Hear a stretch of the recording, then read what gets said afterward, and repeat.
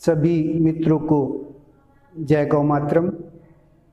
मैं आज विशेष प्रक्रिया पर आपसे कुछ कहने आया हूँ कि आजकल जो ये कोरोना काल चल रहा है, हम लोगों ने मिलकर के खूब शोर मचाया हुआ है कि अस्पतालों की संख्या को बढ़ाओ, यानी अस्पताल ज़्यादा होने चाहिए, मंदिर नहीं होने चाहिए या मस्जिद नहीं होनी चाहिए या XYZ किसी भी चीज़ को छोड़ करके हम सिर्फ एक चीज़ पे बात आजकल कर रहे हैं कि हॉस्पिटल खूब होने चाहिए।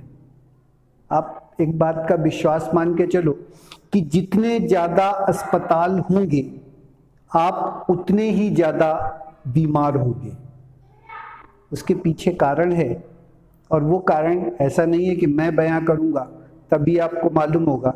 इससे पहले भी आप लोगों को कई लोग बता चुके हैं और लगातार हम लोगों के साथी भी आप लोगों को कुछ ना कुछ ऐसी प्रक्रिया बता रहे हैं कि हॉस्पिटल की डिमांड होते ही, हॉस्पिटल खुलते ही एक नई बीमारी आपके लिए इंट्रोड्यूस करा दी जाएगी, उसका आपका परिचय करा दिया जाएगा और आप लोग किसी न किसी नई बीमारी पे लगातार फंसते ही रहोगे। और आज की जो डॉक्टर्स वर्ग है, जो एलोपैथिक चिकित्सा के तहत पर काम हो रहा है, उसका व्यक्ति सिर्फ एक चीज चाहता है कि किसी न किसी तरीके से आप उनकी कमाई कराते रहो, इसके सिवा कुछ नहीं है। आज का व्यक्ति वो नहीं है। आज के समय में वो व्यक्ति हमारे बीच में नहीं है जो ये सोचता है कि आप पूरी तरह से स्वस्थ रहो, आप किसी भी तरह से परेशान मत रहो। आज के तो उसके दिमाग में ये है कि आपको कोई ना कोई बीमारी किसी न किसी वेश में आती रहे। तो आप देखो, सोचो, इसके बाद आप इस विषय को लेकर के आगे चर्चा करो। इससे बहुत सरल तरीके से एक काम जो आप लोग कर सकते हो वो बहुत आसान है और बहुत ज़्यादा सरल है, जिसको हम लोगों ने कई बार कहा कि रसोई चिकित्सा बहुत ज़्यादा सरल है। आप लोग किसी न किसी तरीके से अपने परिवार को स्वस्थ करने का रसोई चिकित्सा से तरीका सीख लो और ये जो अस्पताल हैं इनको जैसे जो कुछ है उनको रहने दो, आप उस पर परेशान मत हो। लगभग 30 सालों के अंदर जो व्यवस्थाएं हमारे यहाँ बनी हैं उसमें एक न एक बीमारी हमारे यहाँ आती ही जा रही है और आ जाने के पीछे केवल एक कारण है कि जैसे ही किसी बीमारी को इंट्रोड्यूस होता है तो उसका जो परसेंटेज रेशियो वाइज जो होता है, जो उसका रेशियो होता है कि इस परसेंटेज पर अगर कोई व्यक्ति है तो वो बीमार होगा, उसको घटा दिया जाता है। और ये लगातार हो रहा है आप लोगों के साथ में।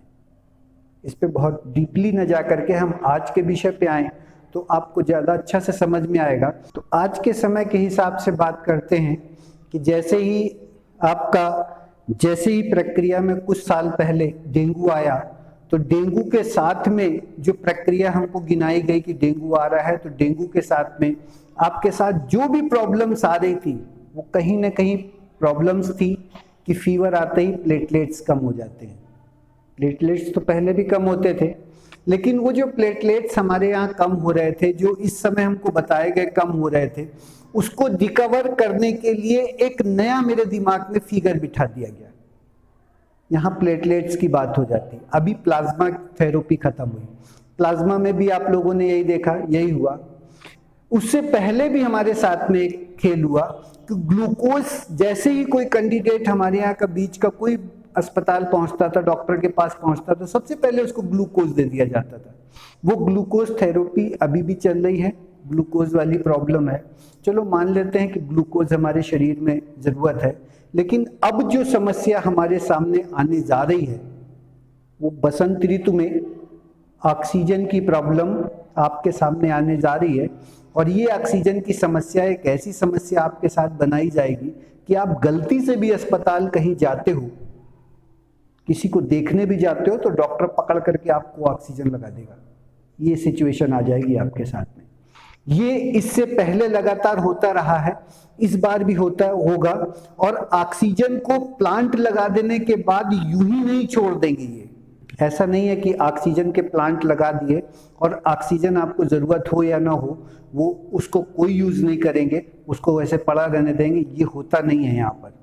ये होगा ये कि ऑक्सीजन के प्लांट लग चुके हैं चारों तरफ और आपके घर का, आपके यहाँ का कोई भी कैंडिडेट हॉस्पिटल में बीमार होकर के जाता है तो उसको ऑक्सीजन जबरदस्ती और कंपलसरी लगाई जाएगी। रीज़न केवल एक होगा जो आप समझते हो, आप जानते हो, इसमें कोई छुपाने और बढ़ाने वाली बात नहीं है।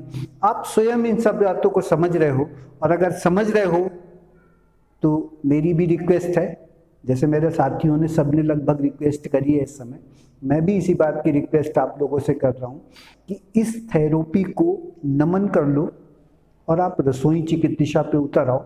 आयुर्वेद के वो सिस्टम को आप अप्लाई कर लो जो रसोई से आपके पास है। आप जैसे राजीव भाई ने कहा कि 85% रोग आप स्वयं ठीक कर सकते हो, तो 85% तो आप ठीक कर सकते हो। 15% के लिए ऑक्सीजन थेरेपी वगैरह वगैरह ये सब लगाई जा रही है, तो आप उसके लिए क्यों परेशान हो? आप बिल्कुल परेशान मत हो।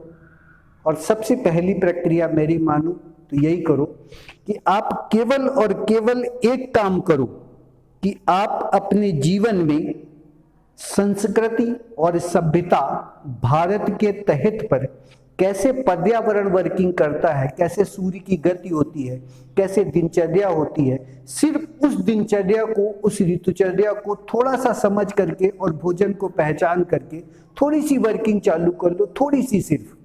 आप विश्वास करो कि आप स्वस्थ हो जाओगे। आपको 1% भी कहीं से कोई बीमारी आने वाली नहीं है।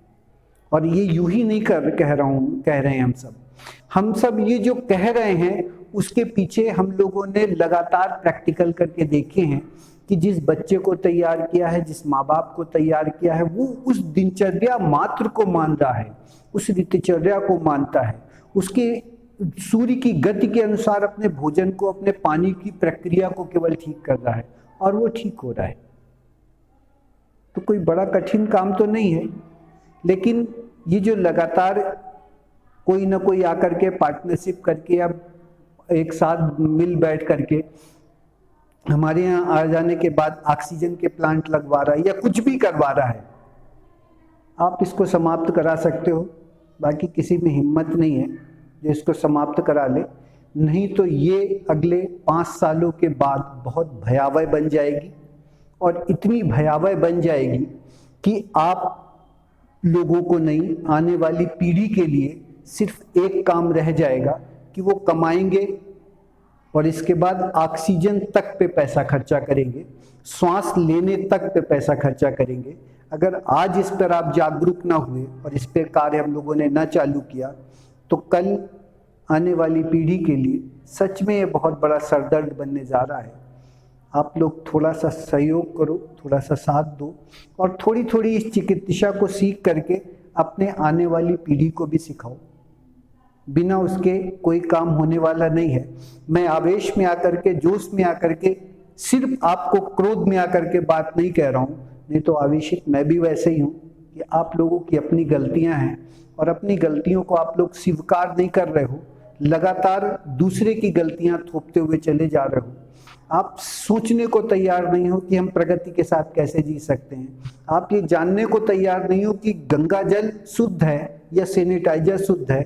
आप समझ नहीं रहे हो इस बात को कि मास्क लगा लेने के बाद श्वास की प्रक्रिया कैसे होगी और कैसे क्या हमारे साथ हो रहा है, उसको कहीं सोचने को तैयार नहीं, कहीं समझने को तैयार नहीं हो। थोड़ा सा सहयोग करो।